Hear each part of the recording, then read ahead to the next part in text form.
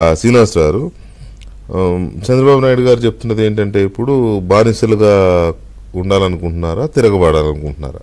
ఇది కదా స్లోగన్.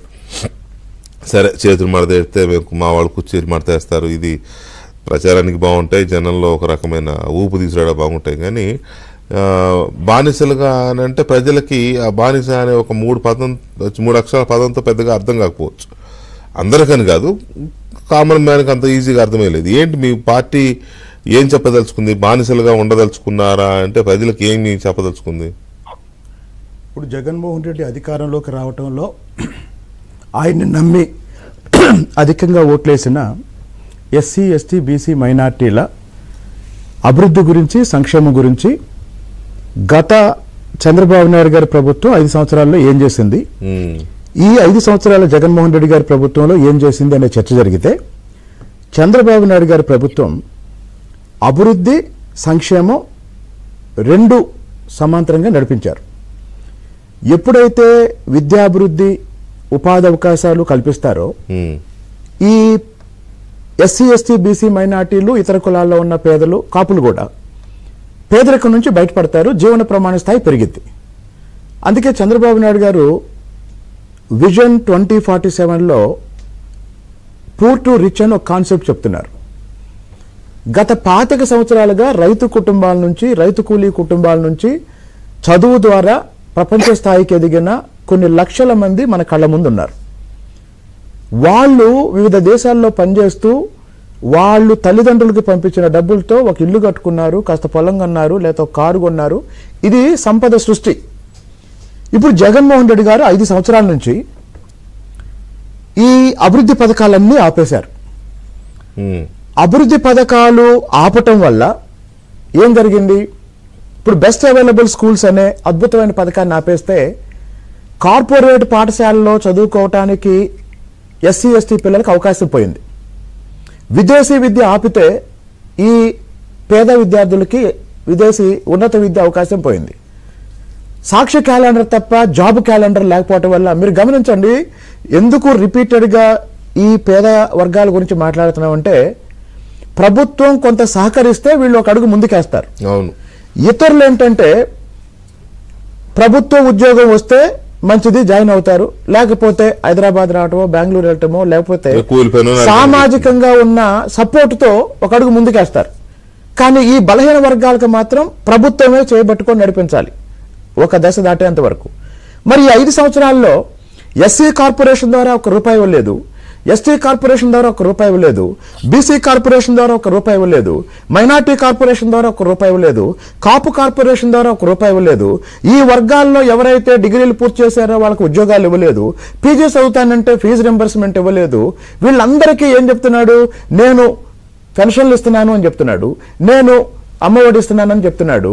అంటే జగన్మోహన్ రెడ్డి విధానాలు పేదరికాన్ని పెంచుతాయి. పేదరికాన్ని పెంచినప్పుడు గతి లేక ప్రభుత్వ పథకాల మీద ఆధారపడాల్సిన అవసరం ఉంటుంది. అది బానిసత్వానికి దారితీస్తుంది. సో ఇప్పుడు చంద్రబాబు నాయుడు గారి మాటల్లో ఉన్న లోతైన అర్థం ఏంటంటే, జగన్మోహన్ రెడ్డి విధానాలు పేదరికాన్ని పెంచుతాయి. పేదరికాన్ని పెంచినప్పుడు ప్రజలు ప్రభుత్వం మీద ఆధారపడే స్థాయి పెరిగింది. ఆధారపడడం అంటే బానిసత్వం ఏం కాదు అది.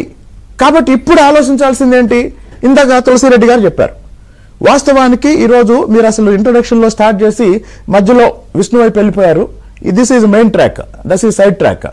ఇప్పుడు ఆంధ్రప్రదేశ్లో 2019 ఎన్నికలకు ముందు జగన్మోహన్ రెడ్డి గారికి ఒక అవకాశం ఇద్దాము అని అనుకున్న రైతులు, అనుకున్న మహిళలు, అనుకున్న యువకులు, అనుకున్న ఉద్యోగులు, అనుకున్న వ్యాపారులు, అన్ని వర్గాలు ఈరోజు యువకులు అంటే వాళ్ళు అన్ని వర్గాలు మోసపోయాయి. అన్ని ప్రాంతాలు మోసపోయాయి. అన్ని ప్రాంతాలు మోసపోయాయి. మీరు వచ్చే 2 నెలల్లో దయచేసి మీకు దండం పెట్టి అడుగుతున్నానండి, రాయలసీమకు జగన్ ఏం చేశాడు, చంద్రబాబు నాయుడు గారు ఏం చేశారు, డిబేట్ పెట్టండి. ఉత్తరాంధ్రకి జగన్మోహన్ రెడ్డి ఏం చేశాడు, చంద్రబాబు నాయుడు గారు ఏం చేశారు, డిబేట్ పెట్టండి. చంద్రబాబు నాయుడు గారు 5 సంవత్సరాలని కటాఫ్గా తీసుకోండి. రాష్ట్రం విభజించిన తర్వాత జగన్మోహన్ రెడ్డి గారు 5 సంవత్సరాలని తీసుకోండి. 2, 5, 5 ఏ ప్రాంతంలో ఏం జరిగింది, అటు కుప్పం నుంచి ఆ చివర కుప్పం నుంచి ఈ చివర మా తిరువూరు దాకా ఏం జరిగింది చర్చిద్దాం. ఇంకోటి 175 నియోజకవర్గాల్లో ఏ నియోజకవర్గంలోనైనా వైసీపీ నాయకులు ఎవరైనా జగన్మోహన్ రెడ్డి గారి పరిపాలనలో జరిగిన అభివృద్ధి మీద మేము చర్చకు వస్తున్నాము అని చెప్పమనండి, మా ఇన్ఛార్జ్ వెళ్తాడు, మా తెలుగుదేశం పార్టీ నాయకులు వెళ్తారు, ఎవరైనా సరే 175 నియోజకవర్గాల్లో వైసీపీ నాయకులు ఎవరైనా సవాల్ చేయడానికి సిద్ధంగా ఉన్నారా? మీరు చేసిన అభివృద్ధి మీద, చంద్రబాబు నాయుడు గారి పాలనలో జరిగిన అభివృద్ధి మీద. లేదు, రాష్ట్రంలో అటు చిత్తూరు నుండి శ్రీకాకుళం వరకు మధ్యలో విజయవాడ ఉంది. విజయవాడ లోక్సభ నియోజకవర్గంలో అధికారం ఉన్న జగన్మోహన్ రెడ్డి 5 సంవత్సరాల్లో ఏం చేశాడు? ఏ అధికారం లేని తెలుగుదేశం పార్టీ నాయకుడు కేసినేని చిన్ని గారు ఏం చేశారు? జగన్మోహన్ రెడ్డికి అధికారం ఉంది, జగన్మోహన్ రెడ్డి దగ్గర వేల కోట్ల లక్షల కోట్ల ప్రభుత్వ బడ్జెట్ ఉంది. రాష్ట్రం నడిబొడ్డునున్న విజయవాడ నియోజకవర్గాన్ని తీసుకుందాం. జగన్మోహన్ రెడ్డి వర్సెస్ కేసినేని చిన్ని. ఈయనకి అధికారం లేదు, ఈయనకి పదవి లేదు, పైగా కొత్త కూడా రాజకీయాలకు ఈయన పదవి లేదు. ఇంకోటి, ఆయన అన్న క్యాంటీన్లు నడుపుతున్నాడు, హెల్త్ క్యాంపులు నడుపుతున్నాడు. ఈ రోజు జాబ్ మేళా పెట్టాడు. అంటే అన్నం పెడుతున్నాడు, ఆరోగ్యాన్ని ఇస్తున్నాడు, ఉపాధి అవకాశాలను ఇస్తున్నాడు. అంటే నేను చెప్పేది ఏంటంటే, ఒక వ్యక్తి ఇన్ని చేస్తున్నప్పుడు ముఖ్యమంత్రి పదవిలో ఉండి జగన్మోహన్ రెడ్డి ఏం పీకుతున్నాడు అనేది నా ప్రశ్న. కాబట్టి ఈ రోజు జగన్మోహన్ రెడ్డి విషయంలో ఒకటేనండి, దేశంలో అన్ని పార్టీలు ఎన్నికలప్పుడు ప్రచారానికి డబ్బులు ఖర్చు పెడతాయి. ఈ రోజు దేశంలో అన్ని పార్టీలు కలిపి ప్రచారానికి ఎంత ఖర్చు పెడుతున్నాయో ఒక్క వైసీపీనే అంత ఖర్చు పెడుతుంది. దీని మీద చర్చ జరగాలి. మీరు ఏ ఊరైనా వెళ్ళండి, ఇప్పుడు ఇక్కడ అసలు ఏ ఊరు వెళ్ళినా ఆంధ్రప్రదేశ్లో ఈరోజు ఇటు చూస్తే సిద్ధం అని ఒక హోర్డింగ్ ఉంటుంది, ఇటు తిరగంగానే సిద్ధం అని ఒక హోర్డింగ్ ఉంటుంది, ఇటు తిరగంగానే సిద్ధం అని ఒక హోర్డింగ్ ఉంటుంది. అసలు అంటే ఇది మార్కెటింగ్ స్ట్రాటజీ.